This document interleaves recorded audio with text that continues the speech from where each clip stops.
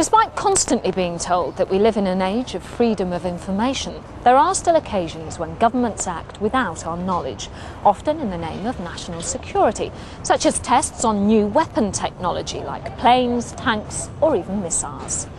Our next mystery concerns a strange explosion in a remote area of the Australian outback, which led one man on a 2-year search for the truth. His search took him around the globe, from Washington to Tokyo and Australia.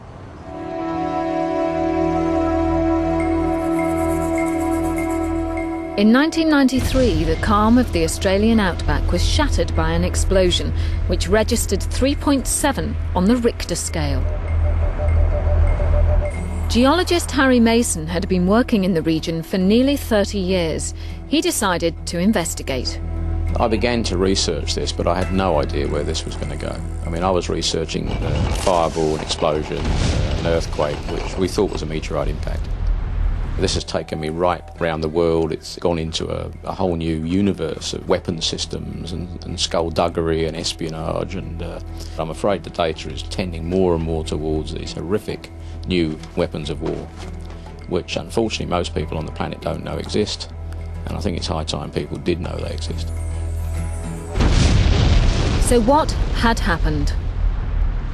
Earthquakes are non-existent in this part of the goldfields. It hasn't had any in Aboriginal memory or in seismic recorder memory since 1900. So got pretty excited about this. This was going to be a fantastic thing to research. I decided that what was necessary was to get out there in the field to hunt down any eyewitnesses, and we're talking a very large area, so that was not easy. But I finally got lucky and located a number of Aboriginal witnesses who had seen this whole thing from start to finish. Alright, that's mine.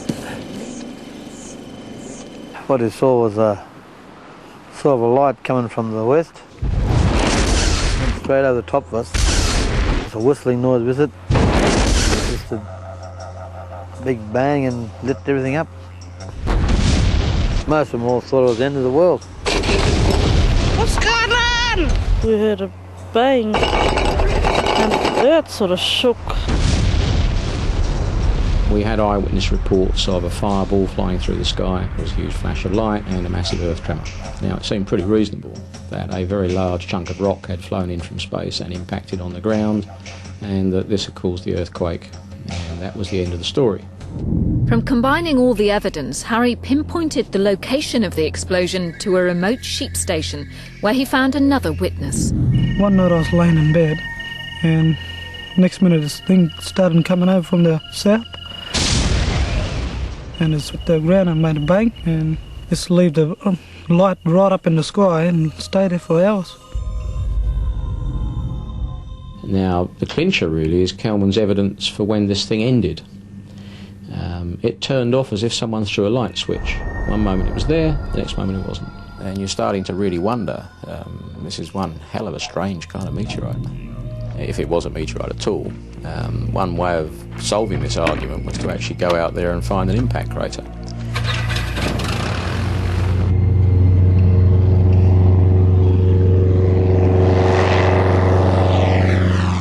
Calculated there should have been a crater of the order of about 100 metres in diameter, and we should have had a significant blast damage area, and we couldn't find it. The area Harry was looking into was Banjawan Station.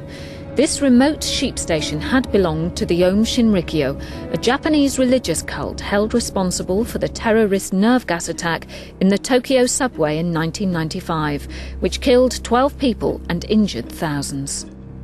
Banjawan Station had been purchased by the Japanese Aum cult. Then I heard how the Aum had attempted to purchase nuclear weapons from the Russians and were thought to have attempted to make their own. Well, we started to put all this together and we didn't like what we were seeing. In fact, we seriously began to wonder if they hadn't detonated a small nuclear device somewhere on Banjawan Station. Unproven, but sufficient evidence to suggest someone better have a look at this quick, because maybe that's what we're dealing with. Is that the US Senate? There was sort of a hushed silence at the other end. I knew I'd hit something. It was like, oh Christ, please send everything you've got right now. The US Senate had been investigating the Aum's activities ever since the Tokyo subway attack. What we know about the Aum indicates that they could, if they put their mind to it and their efforts to it, could develop weapons of mass destruction. The significance of the Tokyo gas attack was that this was no longer a hypothetical threat. The Aum Shinrikyo was the first group that used chemical weapons on an innocent civilian population. The genie was finally out of the bottle. They killed people, and they were trying to kill hundreds of thousands of people. In October '95, we were contacted by an individual who brought to our attention the fact that there was a mysterious explosion that occurred at or near where the Aum had operated. Normally my reaction to an incident like this would have been deep skepticism, but because the Aum did things that a year or two before I would have thought was total fiction, I had to take it seriously. The Senate hired top seismologists to investigate Harry's report. We were able to determine that it wasn't a nuclear weapons test based on the signature, the characteristics of the seismic signal. And the signature seemed to be more similar to that of an earthquake rather than that of an explosion. The problem with that is we don't normally associate earthquakes with objects flying through the sky, loud noises, and bright flashes of light that light up the night. After analyzing the satellite images, well, we haven't found any smoking gun. There's no obvious crater there with a smoldering meteorite. So if the eyewitness accounts are credible, and it's not a meteorite impact, and it's not an earthquake, then what is it? The Aum were interested in some very strange and bizarre weaponry, some of which was science fiction, but with the Aum, the difficulty was that science fiction and reality were very much mixed. And that made them so interesting and also so scary. The Senate had discovered that the Aum were interested in the work of a scientific pioneer called Tesla. Tesla, you say? Right. No, I'm with you. Well, instant red flag went up here because, as it happens, I'm a bit of a Tesla buff. I have a lot of Tesla's books and books about Tesla. And I remembered that somewhere in there was some data about creating earthquakes. Tesla had developed a theory, although not proven, of making earthquake machines or weapons that would cause earthquakes through alternating waves and currents. What he's saying is I can flick a switch and I can create an explosion anywhere on the other side of the planet which you can't defend against. And that explosion is of the same order of magnitude as a nuclear blast.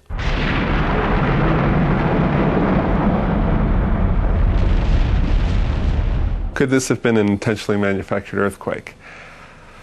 I don't know of any way of remotely triggering earthquakes. There is certainly no credible scientific or geophysical mechanism for remotely generating earthquakes. At this point, a scenario like that would still be science fiction.